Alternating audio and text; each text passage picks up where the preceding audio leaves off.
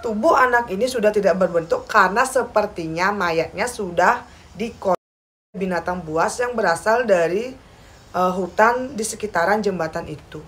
Dan konon katanya dalam dari orang-orang ini akan diambil dan mayatnya ini akan ditemukan di sembarang tempat.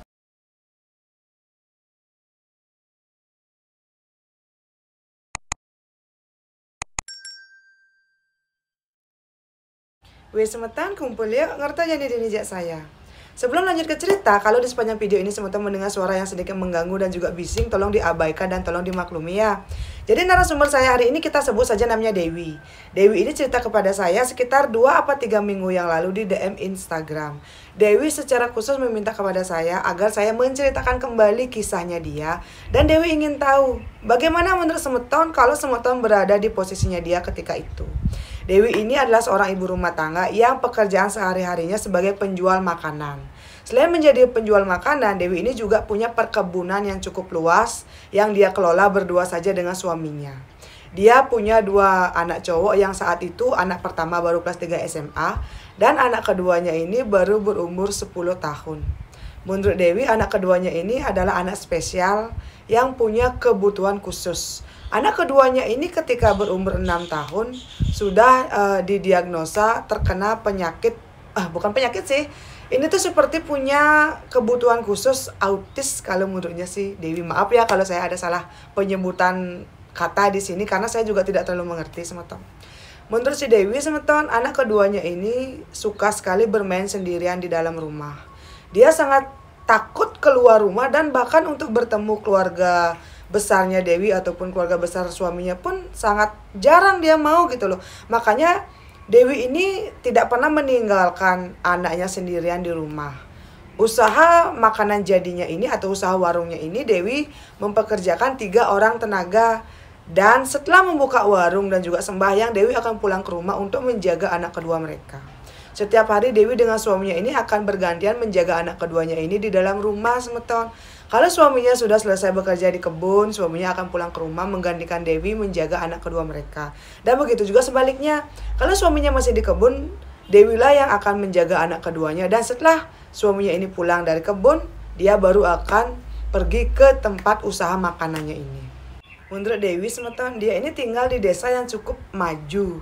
Orang-orang di desa itu di zaman itu sudah ada yang punya mobil, sepeda motor, telepon rumah itu sudah ada yang punya. Termasuk juga dengan Dewi. Keluarganya Dewi ini bisa dibilang keluarga yang cukup terpandang di desanya. Nah, karena anak keduanya Dewi ini memang adalah anak yang spesial dan punya kebutuhan khusus, Dewi dengan suaminya dan juga anak pertama ini selalu memberikan perhatian yang ekstra untuk anak keduanya ini. Anak keduanya ini memang sama sekali tidak pernah mau bermain di luar rumah. Dia akan lebih senang menonton TV atau bermain kartu dengan kakaknya di dalam rumah. Karena itu juga Dewi selalu meminta kepada anak pertamanya untuk lebih memperhatikan adiknya ini. Nah, suatu hari semeton, tiba-tiba di desanya Dewi ini adalah gosip yang tersebar. Gosip ini adalah kalau di desa-desa tetangga itu banyak banget orang-orang yang dirumorkan hilang. Dan konon katanya dari orang-orang ini akan diambil dan mayatnya ini akan ditemukan di sembarang tempat. Saat itu Dewi dengan keluarganya yang mendengar berita ini kayak biasa-biasa saja. Nah, mertuanya Dewi ini kan masih hidup, ibu dan ayah mertuanya masih hidup, dan mertuanya Dewi ini tipikal mertua yang sangat sayang kepada Dewi dan juga kepada anak-anaknya. Saat itu mertuanya si Dewi juga selalu mengingatkan kepada Dewi, jaga baik-baik kedua anakmu ya agar tidak ada sesuatu yang terjadi. Iya. Tapi suatu hari semeton, Dewi ini kan berjualan di warung makannya bersama dengan ketiga tenaga kerjanya ya. Di sana tiba-tiba ada salah satu warga yang bercerita kalau kemarin ada salah satu anak dari desa tetangga yang hilang dan pagi ini mayatnya ditemukan di bawah jembatan. Kebetulan kalau mau masuk ke desanya Dewi ini memang akan melewati jembatan yang lumayan panjang semeton. Dan saat itu jembatan ini memang sudah diaspal. Di bawah jembatan ini ada sebuah aliran sungai yang cukup deras. Dan di samping aliran sungai ini ada kayak beberapa alas tiing dan juga kayak ada pohon beringin yang banyak banget.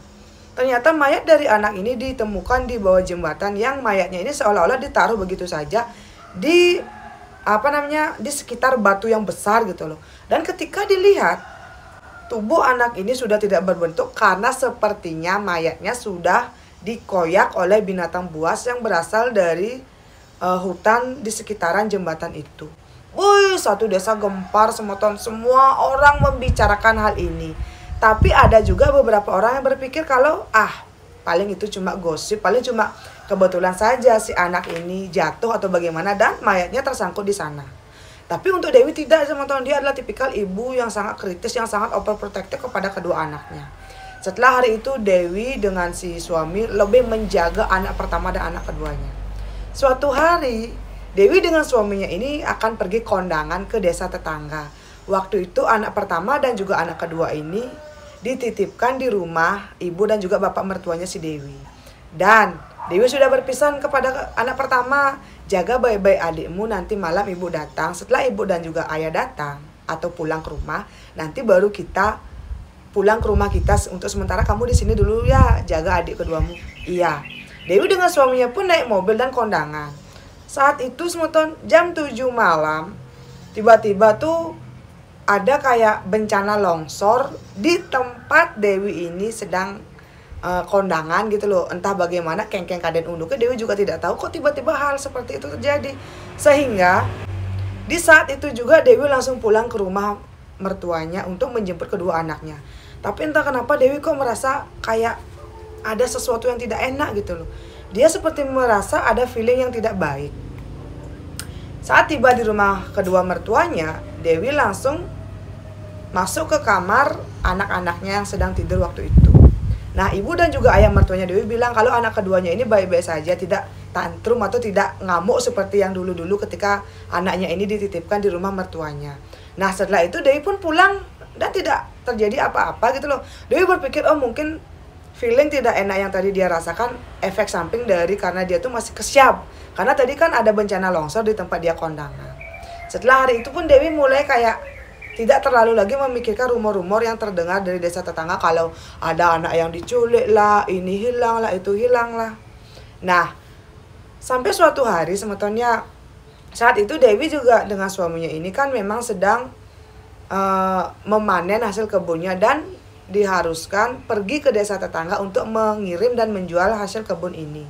Di saat itu, beberapa jam setelah si Dewi ini tiba dengan suaminya di desa tetangga dan memang sudah akan berjalan pulang, anak pertama menghubungi kalau katanya adik keduanya tidak ada di rumah. Waktu itu nonton Dewi dengan suaminya benar-benar caspleng pokoknya mereka agar cepat sampai di rumah nih.